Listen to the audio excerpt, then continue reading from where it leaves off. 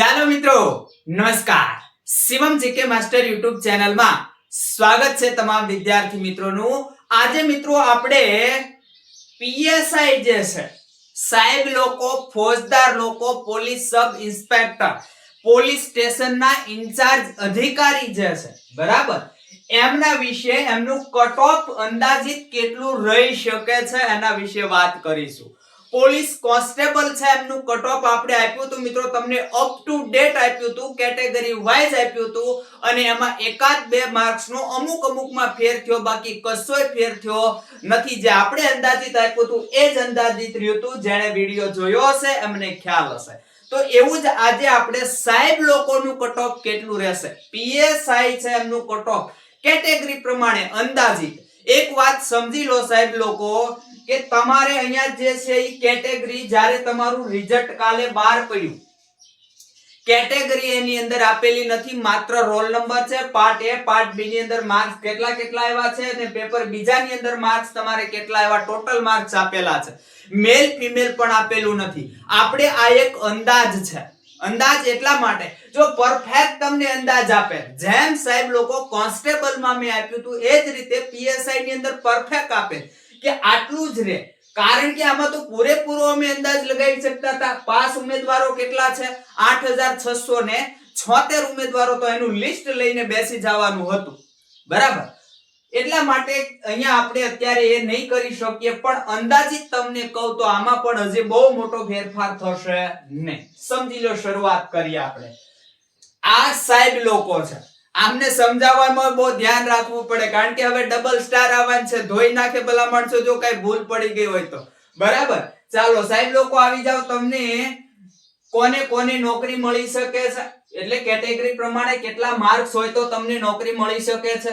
સમજી લો કે પીએસઆઈ ભરતી 2025 કટ ઓફ માર્ક્સ કેટલું રહેશે, એટલે પહેલા વાત કરું છું એ કે તમને ડીવી માટે કેટલાને બોલાવશે, કેટલા માર્ક્સ હશે તો ડીવી માટે બોલાવશે બરાબર। પછી બીજું કે પીએસઆઈ છે 2025 ભરતી, એનું ફાઇનલ કટ ઓફ માર્ક્સ કેટલું, ફાઇનલ કટ ઓફ માર્ક્સ કેટલું રહેશે, કોને નોકરી મળશે, કેટલા માર્ક્સ હોય તો નોકરી મળી શકે કેટેગરી પ્રમાણે બરાબર।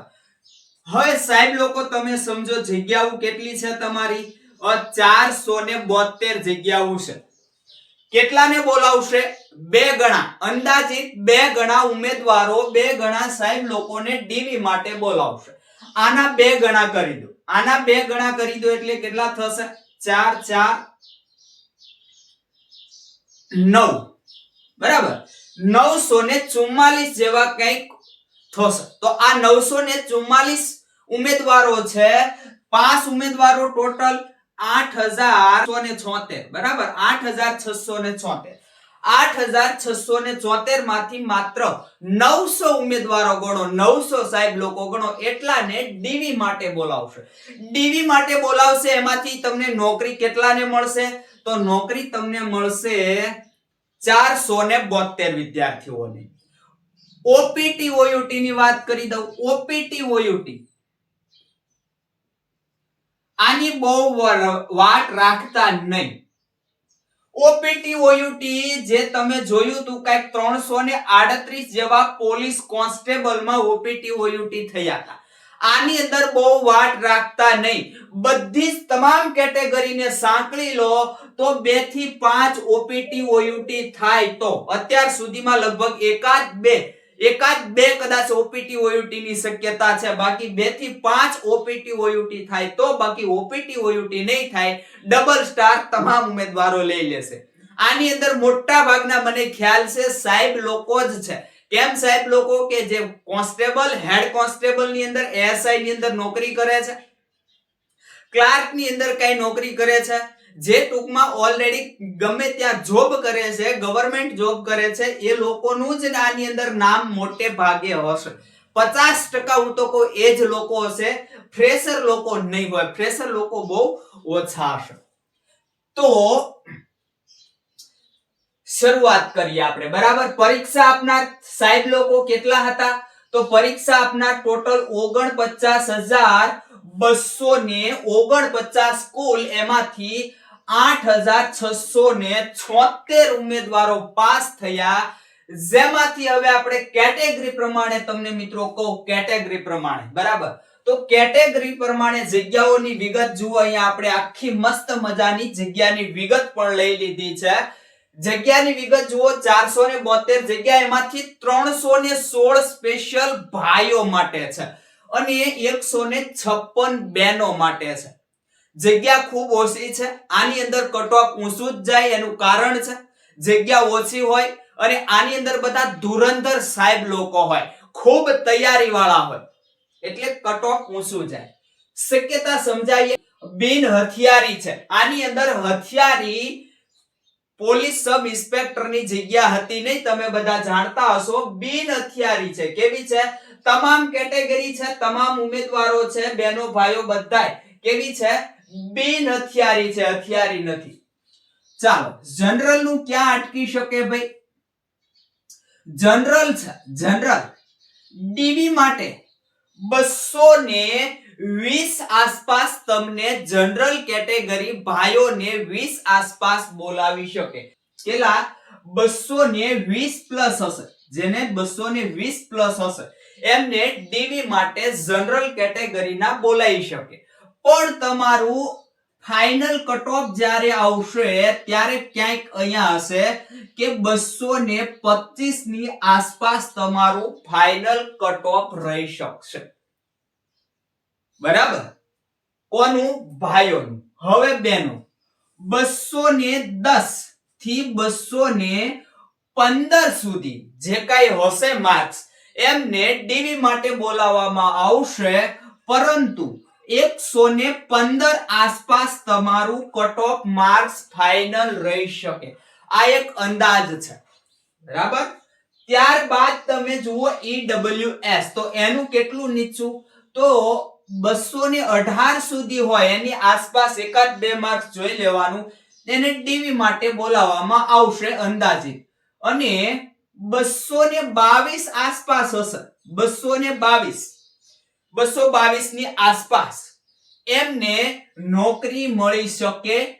EWS ભાઈઓ બહેનો જુઓ, 190 માર્ક્સ હશે, એમને ડીવી માટે બોલાવશે. અને 200 માર્ક્સ આસપાસ બહેનો જે છે એમનું ફાઇનલ કટ ઓફ રહી શકે છે, એનાથી પ્લસ પણ રહી શકે છે. બિન હથિયારી પીએસઆઈ એસસી કેટેગરી, એસટી અને એસસી કેટેગરી, એનું મેરિટ જનરલ અને બધી કેટેગરી કરતા ઘણું બધું નીચું રહેતું હોય છે. પોલીસ કોન્સ્ટેબલમાં આ એસટી કેટેગરીની જગ્યાઓ પણ નથી ભરાણી, તમે જોઈ શકો છો. બરાબર? 210 સુધી તમારા ડીવી ની અંદર નામ આવી શકે અને 215 આસપાસ જેને માર્ક્સ હોય એમને નોકરીની ગણતરી રાખવાની કે જેને ફાઇનલ કટ ઓફ માર્ક્સ ની અંદર નામ આવી શકે છે.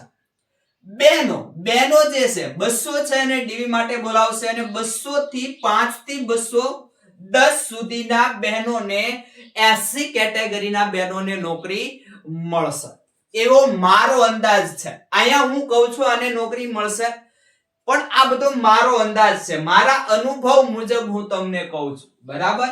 એસટી કેટેગરી 205 સુધી અથવા 200 સુધી ડીવી માટે નામ આવશે અને 205 થી 210 જેને હશે એમને ભાઈઓને એસટી કેટેગરીનાને નોકરી મળવા સંભવ છે. બહેનો છે 180 થી 90 હશે અને ડીવી માટે અને 200 આસપાસ જેને હશે, બહેનોને 200 આસપાસ હશે એમને નોકરી મળવા સંભવ છે, એસટી કેટેગરીની બહેનોને.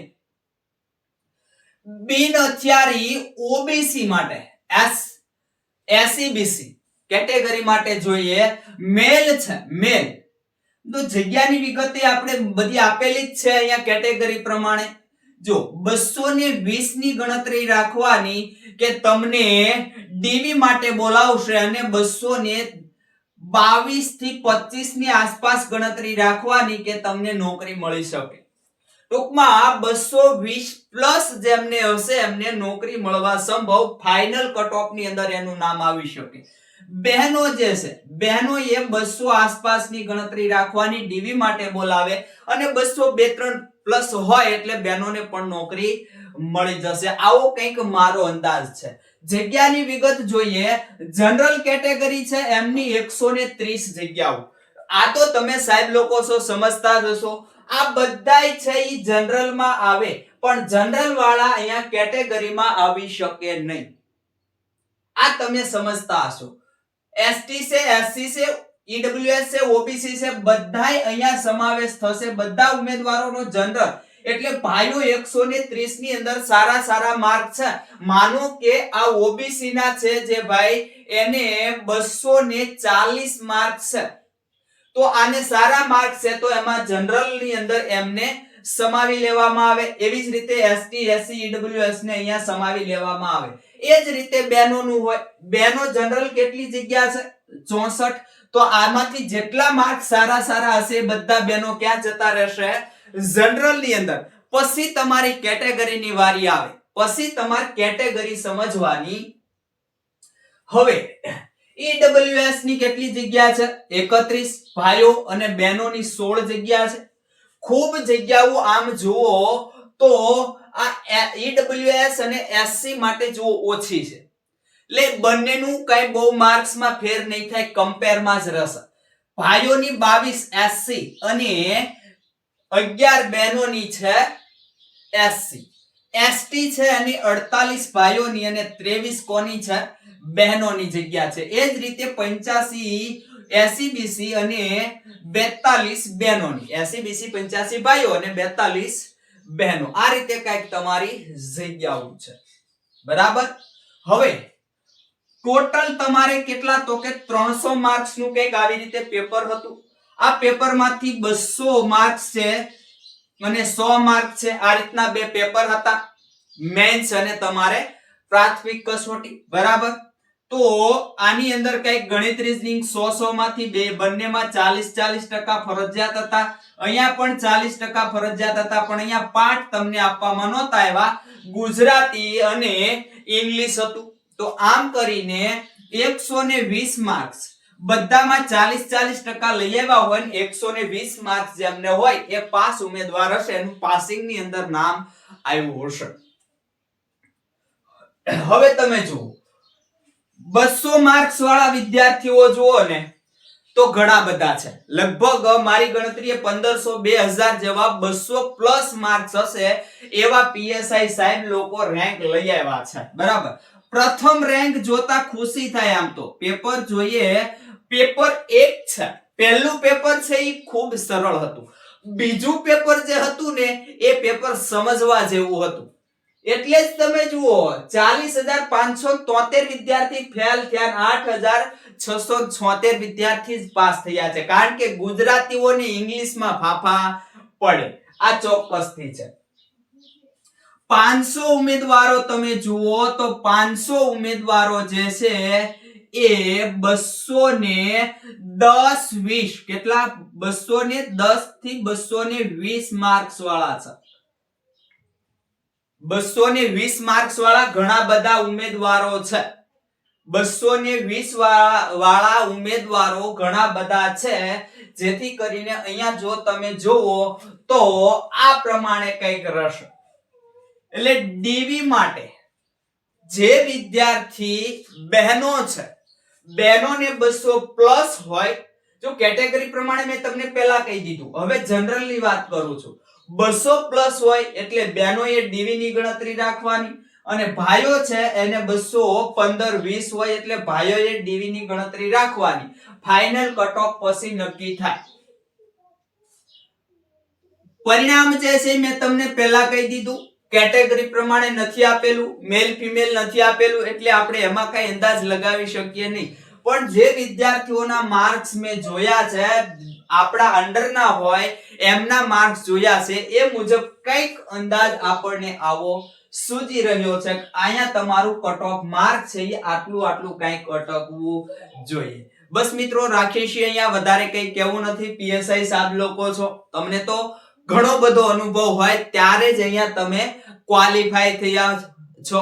હવે જે વિદ્યાર્થી મિત્રો જે પીએસઆઈ સાહેબ બનવા માંગે છે અને આ 472 ની અંદર રહી જાય, સંભવ છે કે મેં કીધું એમ કેટેગરી પ્રમાણે કંઈક અહીંયા આવી રીતે તમારું કટ ઓફ માર્ક્સ અટકી શકે છે, એનાથી 10 15 20 માર્ક્સ ઓછા હોય, પાસ થઈ ગયેલા છે અહીંયા પણ માર્ક્સ ઘણા બધા ઓછા છે, તો પછી એવું કરો કે 858 ભરતી 2026 આમાં તમારું નામ આવી જાય એવું કરો, અત્યારથી લડી લો. આ જગ્યા ખૂબ સારી છે, જગ્યા ખૂબ સારી છે, બરાબર. 858 જગ્યા આ જે જૂની ભરતી છે એના કરતા ડબલ ભરતી કહેવાય, એટલે એની અંદર નામ તમારું આવી જાય એવું તમે કરી શકો છો. આની અંદર કદાચ મેં કીધું ખૂબ ઓછા માર્ક છે, તમને ખુદને આત્મવિશ્વાસ આવી જાય કે નહીં હવે આની અંદર આવવા સંભવ નથી, તો તૈયારી કન્ટિન્યુ રાખો. ગ્રાઉન્ડ જે છે પીએસઆઈ, માત્ર પીએસઆઈ એમનું ગ્રાઉન્ડ છે, તમને અગાઉ કીધેલું છે 15 જાન્યુઆરી અથવા 18 જાન્યુઆરી છે ત્યાં તમારું ગ્રાઉન્ડ શરૂ થઈ જશે, એટલે એક પગથિયું તમારું કમ્પ્લીટ થઈ જશે. જેમણે તૈયારી જે કન્ટિન્યુ રાખી હશે એમને ક્યાંય તકલીફ પડશે નહીં, બરાબર.